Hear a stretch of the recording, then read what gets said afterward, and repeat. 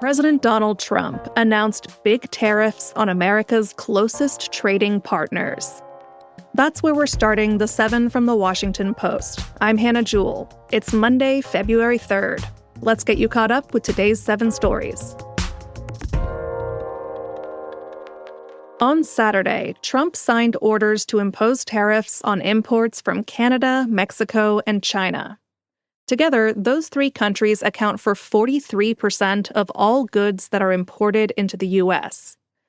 The tariffs mean that, starting tomorrow, American importers will pay a new 25% tax on most goods from Canada and Mexico. And they'll face an additional 10% levy on products from China.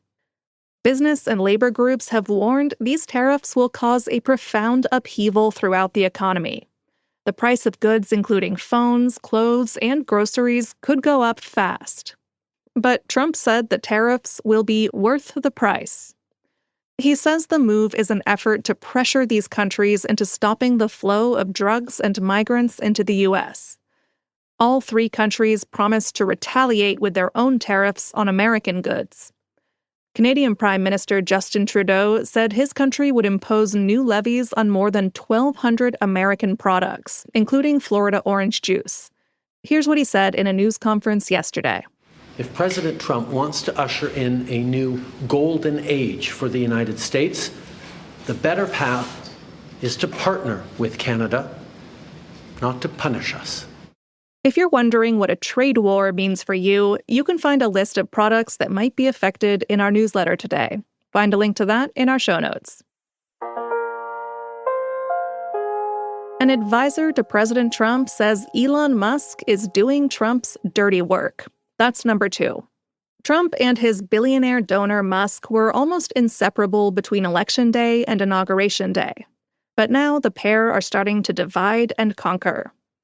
As Trump kicked off a trade war this weekend, Musk was also busy. The richest man in the world was pursuing his mission of cutting $4 billion a day from government spending. His team took control of the Treasury Department's payment system, federal personnel files, and the agency that handles government contracts and real estate. Officials who raised concerns about Musk's access to sensitive systems were put on leave or retired. That's what happened at the U.S. Agency for International Development. 2 top security officials were removed on Saturday after they refused to allow Musk's team to access restricted spaces. Musk has said he intends to shut down that agency, which is the world's largest provider of food assistance. This morning, the Post reported that Trump is happy to let Musk take the heat for these drastic and controversial measures. One advisor noted that Musk's public approval ratings were dropping as he carries out his government work. Number 3. Crews will begin to recover the plane that crashed in D.C. Last Wednesday, an American Airlines jet and an Army helicopter collided near Reagan National Airport. Both aircraft crashed into the Potomac River. 67 people were killed. As of Saturday, authorities had recovered 55 victims from the river. J. Todd Inman is a member of the National Transportation Safety Board. Yesterday, he got emotional while talking about meeting with victims' families. Man, I spent several hours with them today. There's more. Some new. There's some that have been there for 3 days. There's some that want to give us hugs. There's some that are just mad and angry. They're just all hurt. And they still want answers, and we want to give them answers. Today, teams will begin the process of trying to lift the plane's wreckage from the Potomac. The Army Corps said the process could take 3 days to complete. More Israeli hostages and Palestinian prisoners were freed this weekend. That's our 4th story. The releases were part of the first phase of a fragile ceasefire deal between Israel and Hamas in Gaza. Saturday's exchange included 183 Palestinian prisoners and 3 Israeli men. The freed Israeli hostages include a 65-year-old U.S. citizen, Keith Siegel. 42 more hostages are still believed to be alive in Gaza. Tomorrow, Israeli Prime Minister Benjamin Netanyahu is set to meet with President Trump at the White House. Netanyahu said yesterday that the pair will discuss Hamas, Iran, and Israel's diplomatic relations with Arab countries. It will be Trump's first meeting with a foreign leader since returning to office. It comes as negotiators are beginning the daunting task of brokering the next phase of the ceasefire agreement. Number 5. Nearly 500 people were arrested over school threats after a deadly shooting in Georgia. In September, a 14-year-old was accused of gunning down 2 students and 2 teachers at Appalachia High in Georgia. And in the following weeks, thousands more students made threats against their schools. This is according to a new analysis from the Post. It found that 477 people were arrested over school threats in the 2 weeks after the Georgia massacre. 90% of them were students. That's nearly 100 more arrests than in the aftermaths of the 3 previous mass school shootings combined.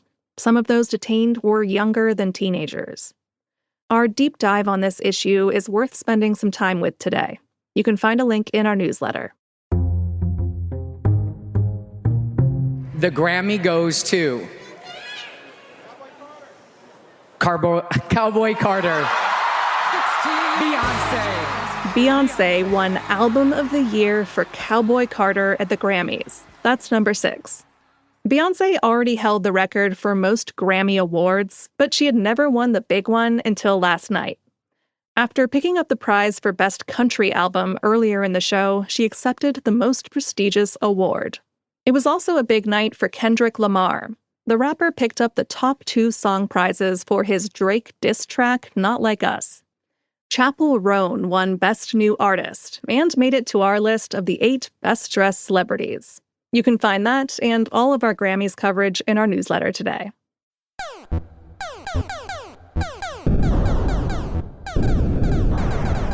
Number 7 today isn't exactly cheerful news. A newly detected asteroid could hit Earth next decade. Back in December, scientists discovered an asteroid after it came out of the sun's glare and passed by our planet. They took a closer look at it to figure out where it may be headed next. And last week, that caused them to activate an international alert system warning government officials that it could hit our planet on December 22nd, 2032. Mark your calendars. The scientists said the chance of this happening was 1.3%. That percentage then went up a bit over the weekend as they refined their forecasts. But you shouldn't panic just yet. As scientists continue to study the asteroid, they say the chance of an impact could go down to 0. And even if it did hit us, it's not big enough to wipe out civilization.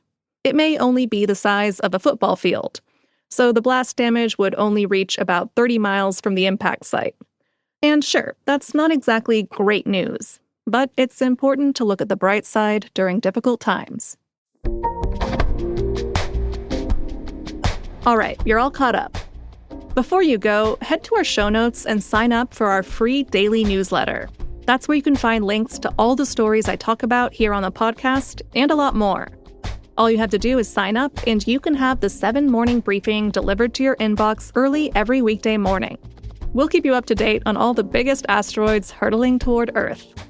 I'm Hannah Jewell. I'll meet you back here tomorrow.